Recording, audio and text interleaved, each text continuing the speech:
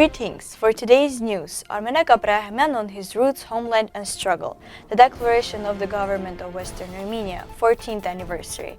Armenag Aprahamian, the return of Armenians to their land, but with what borders? From Anahit to Maryam, the temporary exhibition is available through the school subscription program.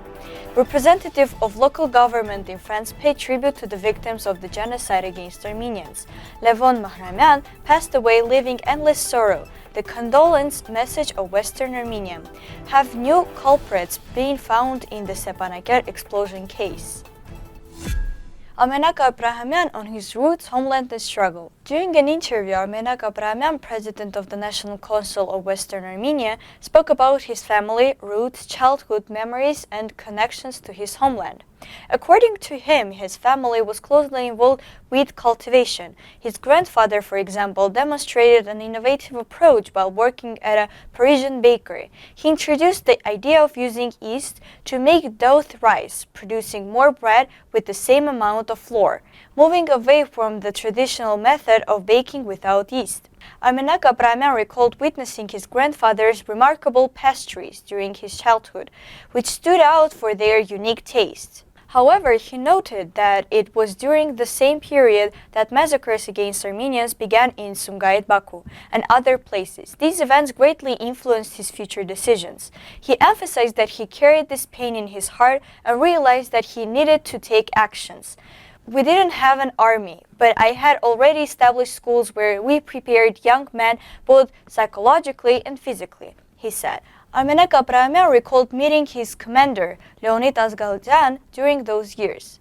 Adzhamoglian highly valued his work in training the youth. When Adzhamoglian invited him to join the military preparation efforts, he immediately agreed. During the Artsakh Liberation War, Mr. Aprahamian personally decided to join the Fedais and went to the battlefield with them.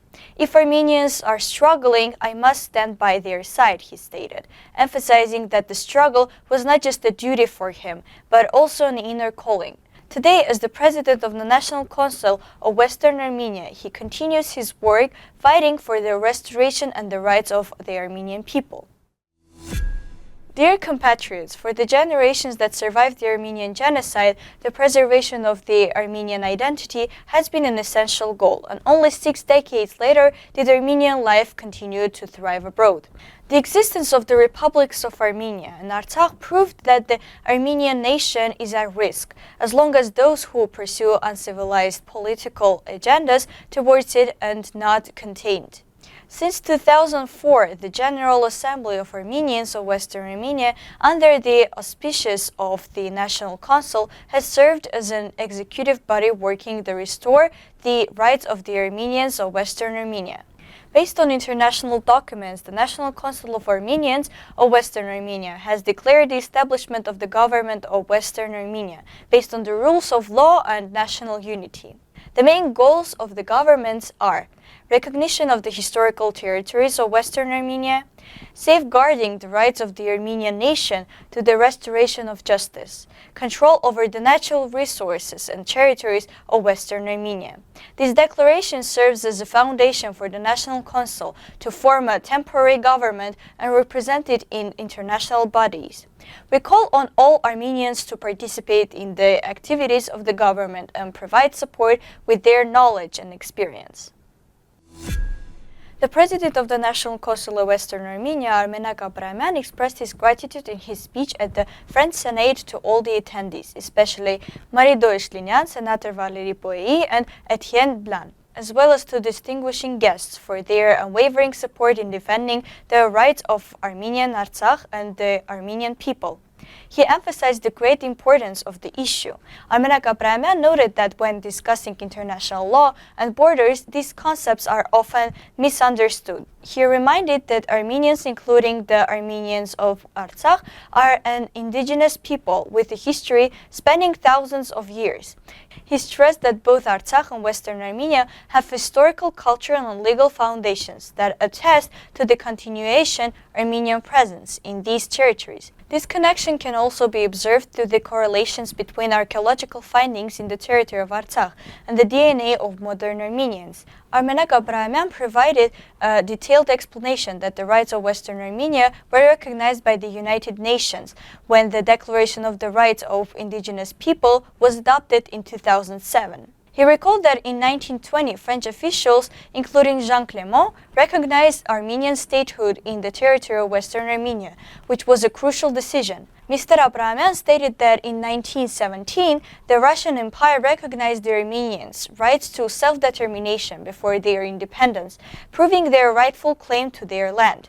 He also emphasized that claiming Artsakh has no status is a legal mistake. He informed that the residents of Artsakh have appealed to the European Court of Human Rights to defend their rights. We are submitting our petitions to the European Court, and these are numerous complaints that have been accepted. Our demands include the legal implementations of the 1920 Treaty of Sevres, which, although not applied for the Armenians, at the time was enforced for other nations. He stressed. Armenag Aprahamian also noted that to this day only the Maghreb border has been recognized at an international level, serving as the only official border between Armenia and Iran. This border has been officially recognized since 1920, demonstrating that even at that time there was legal recognition regarding Armenian borders. He further added that the Treaty of Sevres was ratified by Turkey, but its imperial decree did not include the signature as part of its implementation. He emphasized that within the framework of this treaty, in addition to the issues concerning Armenia and Artsakh, the rights of the other nations were also recognized. Armenag Aprahamian stressed that to ensure the continuous defense of Armenians and Artsakh's rights, they will persist in their efforts by appealing to international courts. He also expressed his gratitude to those present for bringing attention to their important issue. From Anahit to Maryam, the temporary exhibition is available through the school subscription program. The temporary exhibition Mother Goddess, From Anahit to Mary, at the History Museum of Eastern Armenia is now accessible to students from grades 1 to 12 of state republic schools in Armenia. To the school subscription program as per the order of the Minister of Education, Science, Culture and Sports of Armenia. To book a visit, schools must call at least 7 days in advance. The exhibition will be open until March 21, 2025. The Mother Goddess From Anahit to Mary exhibition is organized with the support of the Ministry of Education, Science, Culture and Sports of Armenia in collaboration with the History Museum of Armenia and the British Museum. For the first time in Armenia, visitors can see the bronze head and hand from the statue of the goddess Anahit, dating back to the 2nd to the 1st centuries, brought from the British museums to the History Museum of Armenia. Representatives of local governments in France paid tribute to the victims of the genocide against Armenians.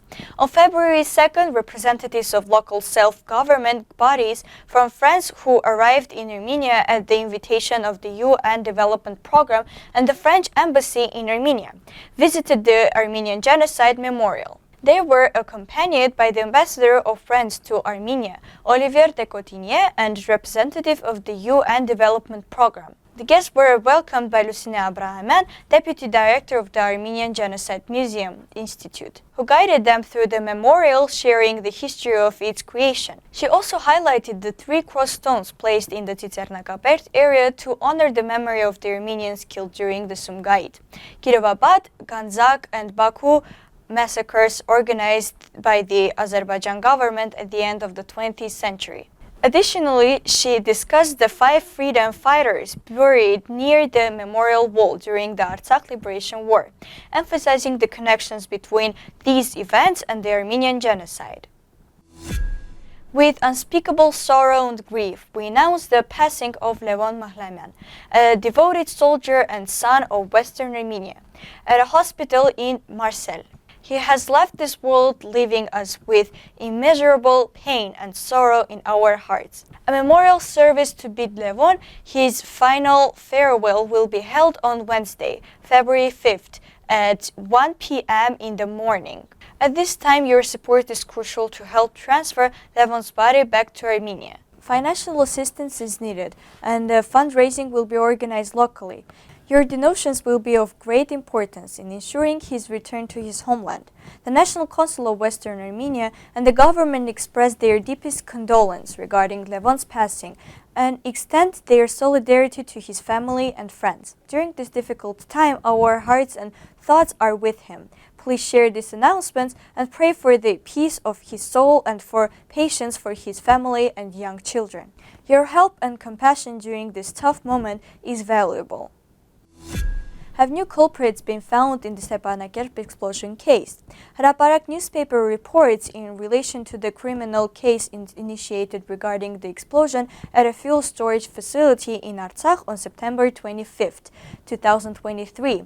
There is a possibility that the former commander of the Artsakh Defense Army, Kamo Vartanyan, will be held accountable. The responsibility for securing the fuel storage was assigned to a special unit of the Defense Army, which was supposed to provide citizens with safe fuel, but this was not done. Vartanyan was appointed as the Minister of Defense and Commander of the Defense of Army in September 2021, 1 year after the end of the war in 2020. There are rumors that he has recently been appointed as an advisor to Surem Papikyan on a public basis. We inquired with the prosecutor's office regarding the status of the criminal investigations. Are there any suspects and what is the main theory of the case? In response to our inquiry, the prosecutor's office did not deny Vartanyan's involvement in the explosion. We also asked whether Kamo Vartanyan has a status in the case. In the written response we received, the prosecutor's office informed us the case is at the investigation stage, and extensive evidentiary and other procedural activities are being conducted. No individual has the status of a suspect. The remaining requested information cannot be provided as it contains information not subject to disclosure under the criminal proceedings. Thank you for today, thank you for listening, and goodbye.